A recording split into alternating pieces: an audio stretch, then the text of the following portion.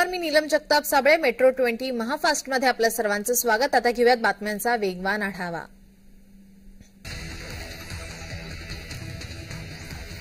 राज्यात झिकाच्या 94 रुग्णांची नोंद झाली आहे. सर्वाधिक रुग्ण हे पुणे येथे आढळले आहेत.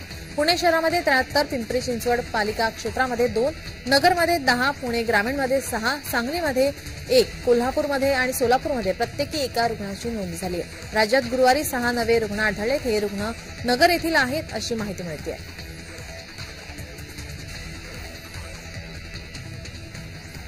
अकरावीच्या सामायिक प्रवेश प्रक्रियेच्या पहिल्या 3 फेऱ्या आणि नंतरची एक विशेष फेरी यानंतरही अद्याप कॉलेज प्रवेशासाठी चाचपणाऱ्या 72,368 विद्यार्थ्यांसाठी आता दुसऱ्या विशेष फेरीची प्रक्रिया सुरू झाली. शुक्रवार आणि शनिवार या 2 दिवशी विद्यार्थ्यांना नव्याने पसंतीक्रम नोंदवावे लागणार आहे. त्यानंतर आता 13 ऑगस्टला ही यादी जाहीर होईल.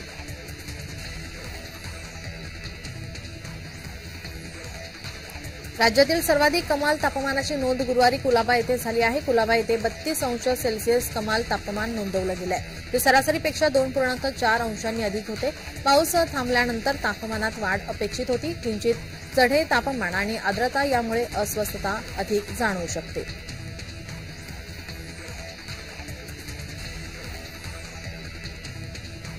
मुंबईत मोठ्या प्रमाणावर रस्ते नाल्यांमध्ये टाकले जाणारे प्लास्टिक हे पर्यावरणाच्या दृष्टीने घातक आहे आणि पावसाळ्यांमध्ये तुंबणाऱ्या पाण्याला कचऱ्यामध्ये टाकले जाणारे प्लास्टिक हेच कारणीभूत ठरते. यामुळेच पावसाळ्यामध्ये मुंबईत ठिकठिकाणी पाणी तुंबते. या घातक प्लास्टिक वापरावे प्रमाण हे आता कमी व्हावे यासाठी प्लास्टिक बंदीची घोषणा करण्यात आली आहे. या बंदीची अंमलबजावणी करताना कारवाई ही महापालिकेकडून करण्यात आली आहे. कारवाईतून तब्बल 1000 किलोपेक्षा जास्त प्लास्टिक विविध ठिकाणाहून जप्त केले.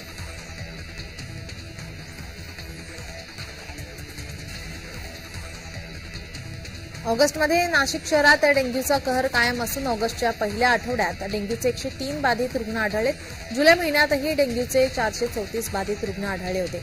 जानेवारीपासून आतापर्यंत आढळलेल्या डेंग्यू बाधित रुग्णांचा आकडा 806 वर जाऊन पोहोचला आहे.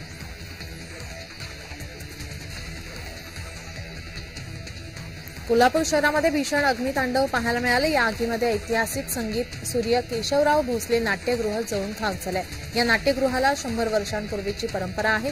राजाराम महाराज यांनी करवीर संस्थानमधील कलाकारांसाठी एक व्यासपीठ म्हणून पॅलेस थिएटरची निर्मिती केली होती. नंतर त्याचे रूपांतर संगीत सूर्य केशवराव भोसले नाट्यगृहात झाले होते. अनेक अजरामर नाटके झालेले हे नाट्यगृह आगीत जळून खाक झाले आहे.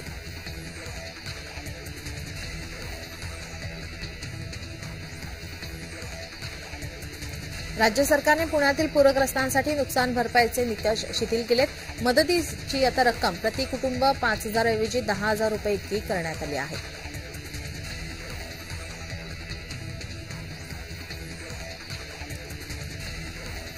पुणे हिट अँड रन प्रकरणात आता आरोपी अजय तावरेची कारागृहात चौकशी होणार असल्याची माहिती मिळते. डॉक्टर तावरेला रक्त नमुने बदल प्रकरणात मोठ्या प्रमाणावर आर्थिक लाभ झाल्याची शक्यता व्यक्त करण्यात आली आहे.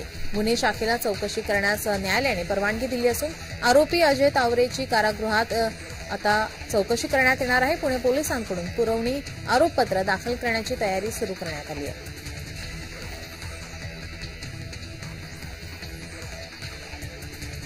गणपतीसाठी कोकणात जाणाऱ्या प्रवाशांसाठी पुणे रेल्वे स्थानकातून विशेष रेल्वे गाड्यांचे नियोजन करण्यात आले आहे. मध्य रेल्वेकडून कोकणात जाणाऱ्या गणेश भक्तांच्या सोयीसाठी 222 गणपती विशेष रेल्वे धावणार आहेत. पुणे रत्नागिरी साप्ताहिक विशेष गाडीच्या एकूण 6 फेऱ्या होणार आहेत. गणपतीसाठीच्या विशेष गाड्यांचे रेल्वे बुकिंग आता सुरू झालं आहे.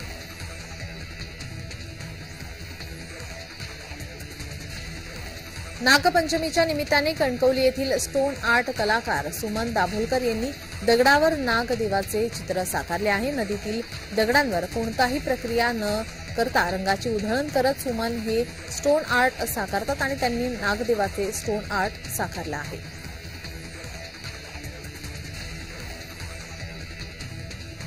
कुडाळ तालुक्यातील हळदीचे नेरूर येथील तब्बल 6 वाड्यांना जोडणाऱ्या फूट ब्रिज जवळील पुराच्या पाण्यामुळे पुलाला मध्यभागेच भले मोठे भगदाड पडले आहे आणि कुडाळ तालुक्यातील माणगाव खोऱ्यातील फूटब्रिज पुलाच्या पलीकडे हळदीचे नेरूर गावातील मधलीवाडी, देऊळवाडी आणि सुतारवाडी, कुंदनवाडी हरिजनवाडी, पाल आणि मळी असा गावांचा अर्धा भाग वसला आहे. सुमारे 22 वर्षांपूर्वी या ठिकाणी लोकांची बारमाही वाहतूक सुरळीत व्हावी म्हणून कमी उंचीचा पूल बांधण्यात आला होता. तात्काळ पुलाची दुरुस्ती करण्यात यावी अशी मागणी आता लोकांनी केली आहे.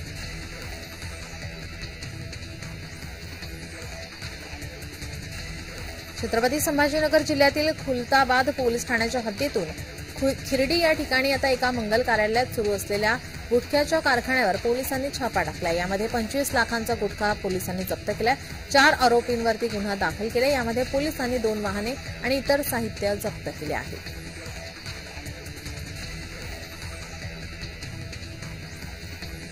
पुण्यातील फर्ग्युसन महाविद्यालय रस्त्यावर खरेदी करण्यासाठी मोठ्या प्रमाणामध्ये रोजच गर्दी होत असते आणि सायंकाळच्या सुमारास याच रस्त्यावर बॉक्स घेऊन अनेक लोक कपडे विक्री करत असतात. मात्र जवळपास यातील बहुतांश लोक हे बांगलादेशी रोहिंगे मुसलमान असल्याचा आरोप काही महिला संघटनेच्या कार्यकर्त्यांनी केला.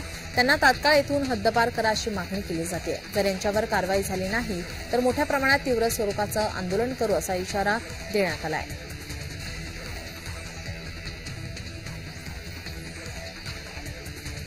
छत्रपती संभाजीनगर जिल्ह्यातील वेरूळ घाटात एसटी बस आणि टेम्पोचा अपघात झाला. मात्र या अपघातात 40 प्रवासीही थोडक्यात बचावले आहेत. सुखरूप त्यांची सुटका झाली आहे. छत्रपती संभाजीनगर बस स्थानकातून धुळे आगाराची संभाजीनगर धुळे ही बस स्थानकातून निघाली असताना तिची वेरूळ घाटामध्ये टेम्पो पाठीमागच्या बाजूने धडक दिल्यामुळे बाजूला असलेल्या कठड्याला ही बस जाऊन अडकल्याने मोठा अनर्थ टळला आहे.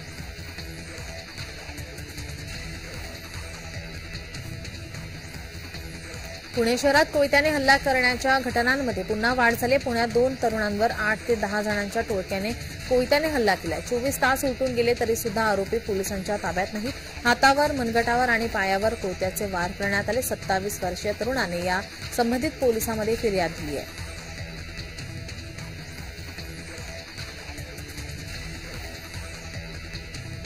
पुण्यामध्ये जॉय राईडसाठी 1 नव्हे 2 नव्हे तर तब्बल 30 सायकली चोरी करणाऱ्या 2 चोरट्यांना वारजे पोलिसांनी अटक केली आहे. पुण्यातील उच्चभ्रू, कर्वेनगर, कोथरूड भागातील अनेक सोसायटींमधून महागड्या किमतींच्या सायकल चोरी होण्याच्या घटनांमध्ये वाढ झाली होती. या घटनांचा तपास करताना पोलिसांनी शिवशंकर जाधव आणि अभिषेक जाधव यांना अटक केली आहे.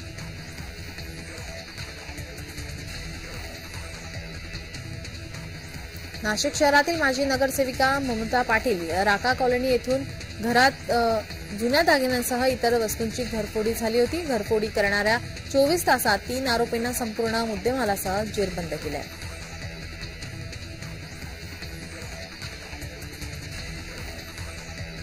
सिंधुदुर्ग जिल्ह्यामध्ये पावसाची जोरदार हजेरी पाहायला मिळाली. कमी दाबाचा पट्टा निर्माण झाल्याने कोकण किनारपट्टीवर पुढील 2 दिवस मुसळधार पाऊस होण्याची शक्यता हवामान खात्याने वर्तवली आहे. सध्या जिल्ह्यामध्ये बहुतांश भागामध्ये मुसळधार पाऊस होत आहे. समुद्र देखील खवळलेल्या स्थितीत असल्याने मच्छीमारांनी खोल समुद्रात मासेमारीसाठी जाऊ नये असा इशारा देण्यात आला आहे.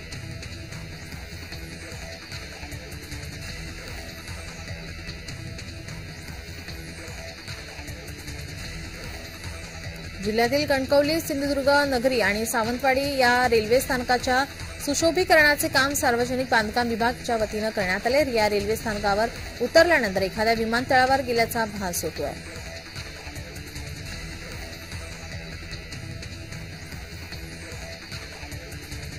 संयुक्त किसान मोर्चाच्या वतीनं अलिबाग येथील जिल्हाधिकारी कार्यालयावर मोर्चा काढण्यात आला. जिल्ह्यात विविध प्रकल्पांसाठी होणारे भूसंपादन, प्रकल्पांमुळे होणारे प्रदूषण याला विरोध करण्यात आला आहे.